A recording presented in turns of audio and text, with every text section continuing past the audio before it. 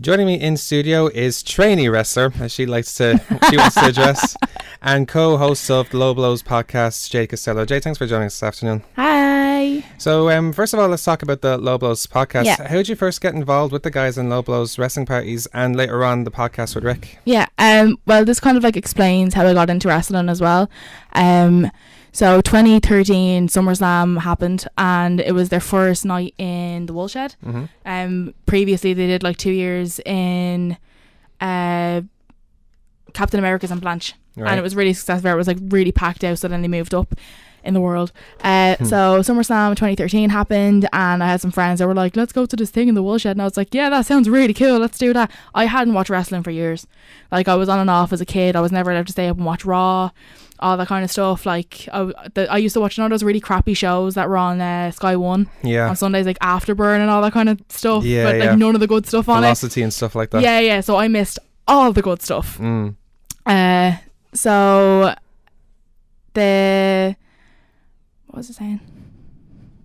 I'm so tired. I'm sorry. I'm so wrecked from last night. We'll get onto that, don't worry. What? We'll get onto that, don't worry. Oh yeah, stop. So we went to the Woolshed, and I kind of realised that there's people that were my age that were still into this, like, and people older than me as well. There was like people that were like dads and stuff that were there that were mad into it still. So that kind of like, I mean, like, ever since then I've been hooked, absolutely hooked. So then SummerSlam 2014, like a year after, I made these bingo cards, like pay-per-view bingo cards. Okay. And I was just making them for me and my friends for the table, for the crack. And then I just messaged them out, like, just for a laugh, being like, here, I'm making these if you want to print any off and just throw them around the venue. And they were like, these are really, really cool. And then eventually they end up seeing some of my other graphic design stuff. And then from the Survivor Series, after that one, I was working for them for the club night. Not the club night, for the... I was working on club nights as well, for the event. And then through that, when Dawn was on Low Blows with Rick, it was mainly Dawn and Rick for like 2 years. And sometimes Dawn wasn't able to make it. So Rick was like, do you want to come on and test the waters and see what it's like? So Right. I did, and it kind of just flowed nicely, and that kind of was a stepping stone into what's happening now, that like I have my own Monday show, and it's just kind of snowballed over the last 3 years. Pretty cool. So it looks like the Low Blows parties now have come strength to strength, obviously, as you mentioned, coming from Captain America's to Woolshed, and it's become now such a big event, like, for the Irish wrestling scene in general, because there's so much attention from certainly people of our age who are still into wrestling. How do you feel has contributed to its rise? Well, the main thing that I do for these nights is artwork. So what we've done now over the last 2 years is kind of put a lot of pop culture into our posters, because then that kind of helps them go a little bit more viral, gets more people involved. So for recent reference, the last 3 that I've done were Rumble was Star Wars The Force Awakens, right? That got a big pop. Then WrestleMania, I did Game of Thrones, and I did Triple H as a White Walker, like, you know, the King White Walker with the spikes in his head, and like that's like my favorite part of the whole thing. And then the newest one for SummerSlam coming up this Sunday, I did Suicide Squad. Right. That got a big decent pop as well, because I did Ambrose as the Joker, Becky was Harley, and it's Harley Quinn, Rebecca Quinn. It makes sense. You know what I mean? Yeah, absolutely. It's pretty much her name anyway. Then I threw Rollins in as CrossFit Jesus for the laugh. There you go. Yeah. Why not? So yeah, I think the posters, making the posters really pop culture and something that's relevant at that time, really helps them go viral and gets more people involved, makes more people want to look at it and be like, oh, what's this? This is really cool. So that's what I feel like I kind of contribute now. Cool. So for anyone who hasn't been to a Low Blows party yet, what can they expect from it? Lols, wings, drunkenness, people making a fool of themselves, everyone laughing at the people making a fool of themselves. I think the best part about the parties is, like, obviously we all can't afford to go to America and go to these events as much as we all really, really want to, because that would be awesome. We can't go to these events, so having it in the Woolshed with hundreds of people who are dedicated fans is like being in an arena watching it live. Like, you chant along when everyone chants, like, you boo, you cheer, you start your own chants. It's just, the atmosphere just makes it. And I know people that aren't actually wrestling fans. Like, even Low Blows, the night that we had last night, there was one or two people there that weren't actually wrestling fans, and they came and, like, all we did was talk wrestling. That actually, yeah, all we did was talk wrestling, and they had the best time. It's all about the atmosphere, and the atmosphere just kills it every time. Like, cool. So in all the events that Low Blows have done, which you've been a part of, which one do you feel was the best one so far, and why? No, you can pick a few if you want. I can't though, because just something happens at every one that just makes it deadly. Like, there's always one thing that happens. Like Mania last year, right? Engo, who is one of the new commentators for OTT, he was at Mania. We do this like Hall of Fame thing. We have our own Hall of Fame. So I know you're going to say. Were you there for that? I was. How amazing was it though? So was that not the last WrestleMania? Or that was WrestleMania this year. Yeah, that happened this year. So it was Engo in the finals, and we do this game called Heel Face, where so you start off, you're given like something, like some sort of subject, and you have to like go and do a promo on that subject, and you start off as a heel or a face, and a bell rings, and then you switch. So I think his thing was Shawn Michaels stole his lawnmower and won't give it back, and he somehow turned it into this big giant speech about gay pride, and it was amazing. It was absolutely amazing. I can't even remember half of the stuff he said, but I just remember being so in awe of him. It was so good. I think Angus is an actor in his spare time. He's an actor, so he's good at talking and all that kind of stuff. Like, but it was just incredible. The biggest pop I've ever heard in my life. It was pretty good. Now, obviously, yesterday yourself, Scott, and Rick were hosted the Table Quiz / Live podcast upstairs in the Wool Shed as a preview night, if you like, for this Sunday's Summerslam party. How do you think it went yourself, and for you, what were the highlights? Somersaults were definitely the highlights. They alright, so when they do their podcast, they have to do it drunk, especially Danny has to do it drunk. So it just no holds barred with them, and it was so good. I think a lot of people like there hadn't heard them, and the people that hadn't heard them, the looks in their faces were just priceless.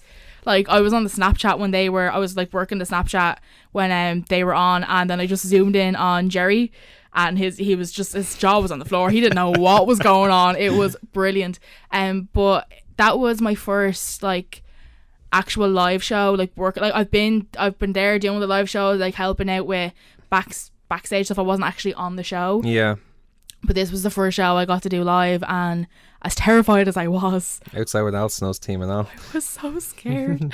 I think it went well. Like, we've heard nothing but positive feedback, so as long as everyone had a good time. If you're nervous, you didn't see me at all. Let's put it that way. I was so scared.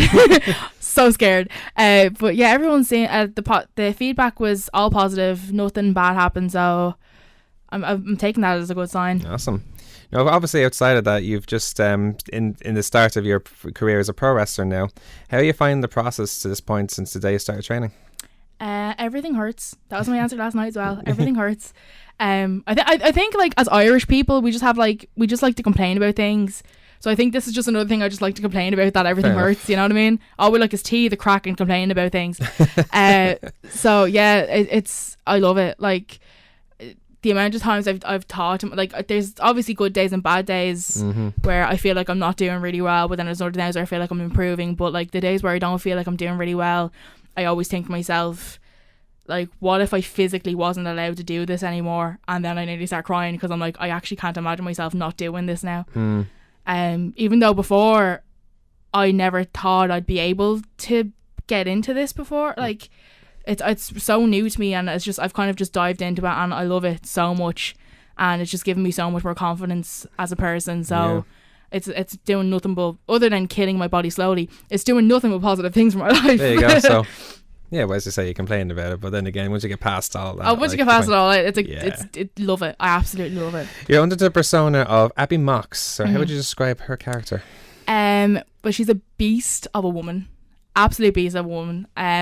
She's got this personal vendetta for herself that she needs to prove that she's better than anyone that's ever put her down in her life. So she's also a bit tapped.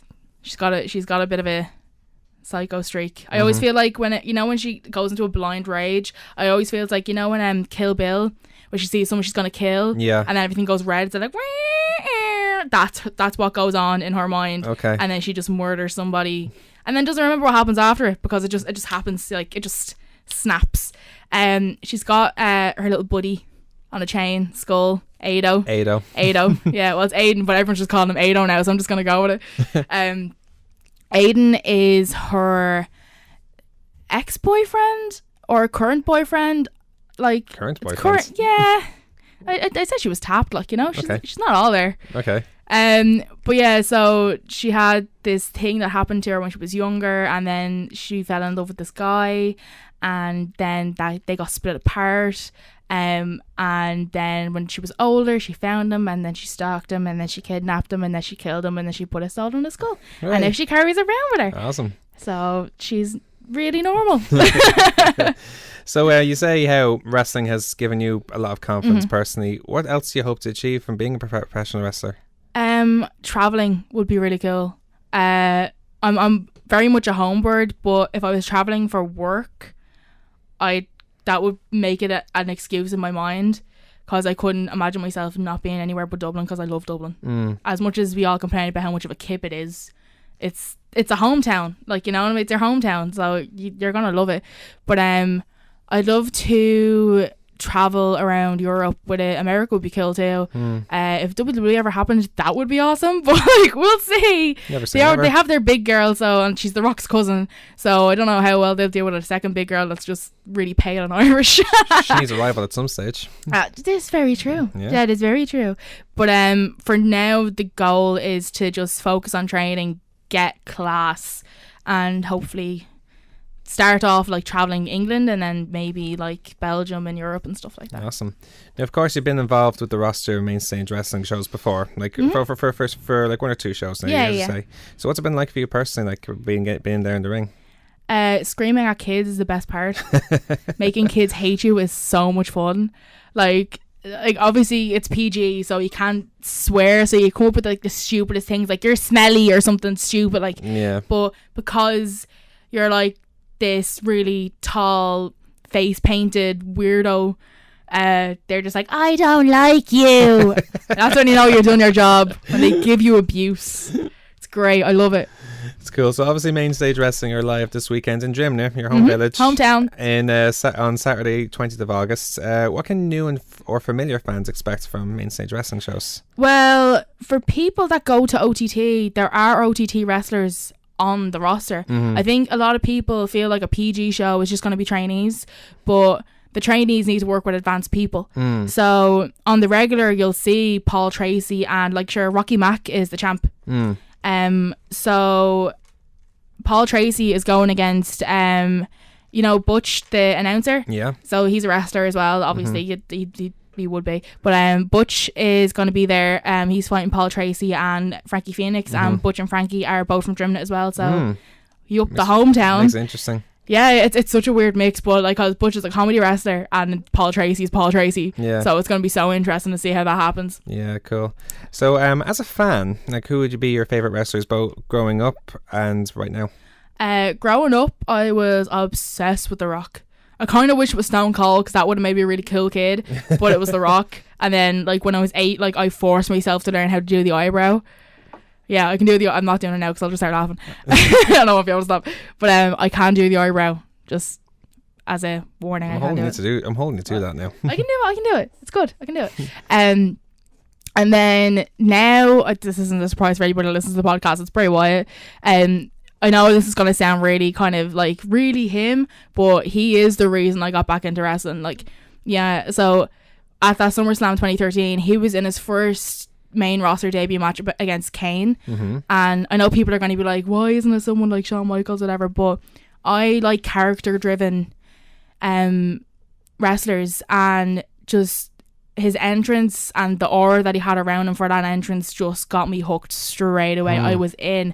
And then the fact that his debut match was in an Inferno match, there was fire everywhere. I have a thing for fire. I love fire.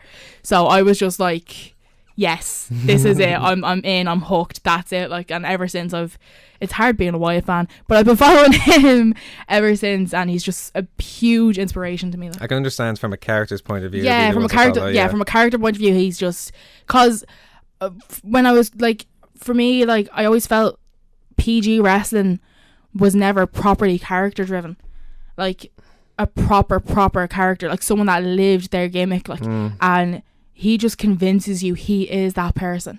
And that's what I love, like someone that gets so involved in their gimmick that they just become that person. Absolutely. Yeah. So finally now, with SummerSlam and Takeover Brooklyn coming up this weekend, what do you hope to see from both shows? I am... Well, first of all, why is Bray not there? Don't bring this up to me. Well, I think... I'm as disappointed as you were. I think he's injured. For the last few weeks, I've noticed that his ankle's been kind of going.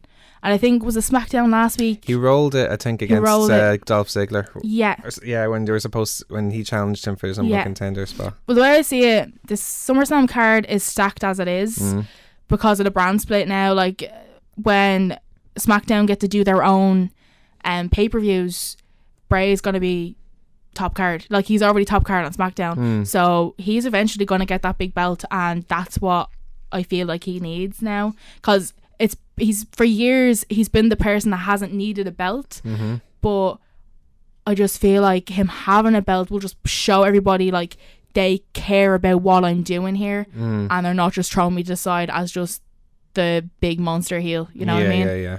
Because he's constantly like tweaking himself into little bits to kind of make himself fit in more. So give it time. I always say that, give it time, but give it time. Yeah, but regards to Brooklyn and SummerSlam, what's you hope to expect? I'm dying for Shinsuke and Samoa Joe. This should be an interesting match. Oh my god, it's going to be absolute death. And like that, did you watch NXT last night? I did. No, I just watched it before you came in. The interview with Shinsuke and Joe at the end of it. Something he's doing is he's putting Joe.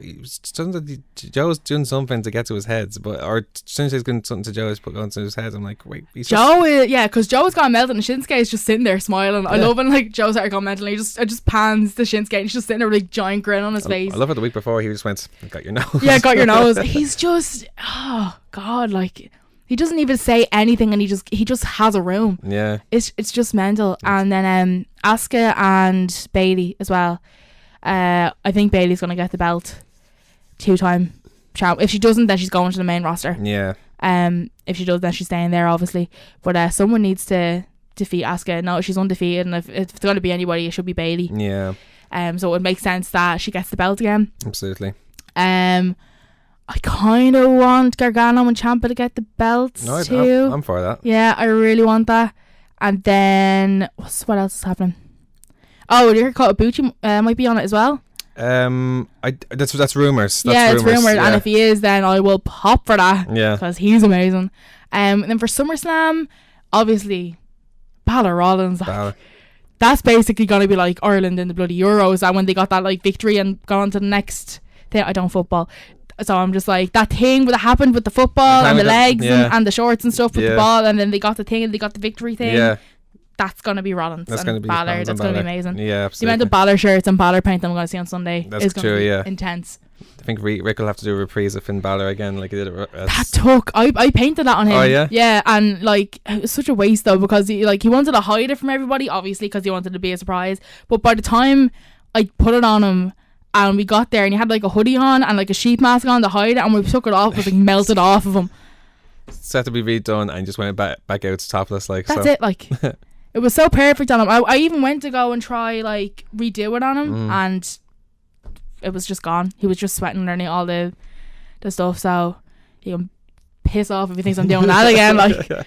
So Main Stage Wrestling is happening on Saturday, Saturday, August 20th at 7 p.m. in Our Ladies Hall in Gymney. Tickets are still on sale on eventbrite.ie, or you can get them at the door for €10. Get them on the door for €10. Yeah. Also, Low Blows SummerSlam Beach Party on Sunday, 21st of August, starting 9 p.m. in the Woolshed, Parnell Street. Tickets are still available on eventbrite.ie, and you can also get them at the door as well if you're lucky, which it looks it could be. Yeah, well, you should get them on Eventbrite because they're going to be cheaper for you. Cheaper. Yeah, they're €10 on the door. Yeah. They're an $8.50 on Eventbrite. So Jay, thanks so much for coming in. It's been awesome having come in for the chats. All the best on Sunday, Saturday you're not involved, are you, for the show? No, I'm not involved on Saturday. I'll be there helping out and stuff like that. I'll probably be on merch. So come say hi and buy things. I'll be still there, and all the best to the Lobos. So thanks for coming in. Thanks for having me. You're welcome. Bye.